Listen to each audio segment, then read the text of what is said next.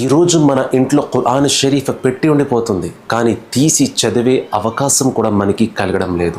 పైగా మనం అంటాం మేము ఇమామే హుస్సేన్ వారి యొక్క పేరు తలుచుకుని ఆయన యొక్క విశ్వాసులమని సమాధానం చెబుతారు. జాగ్రత్తగా వినండి.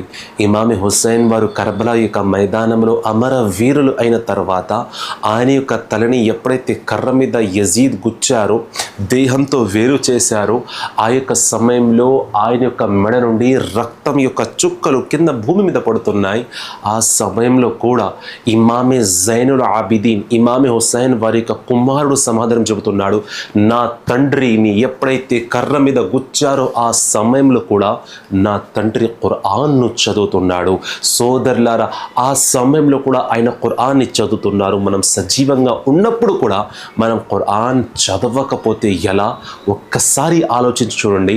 ఇమామే హుస్సేన్ వారి యొక్క పేరు తలుచుకునే మనం ఖురాన్ చదవకపోతే ఇంకా ఎవరు చదువుతారు?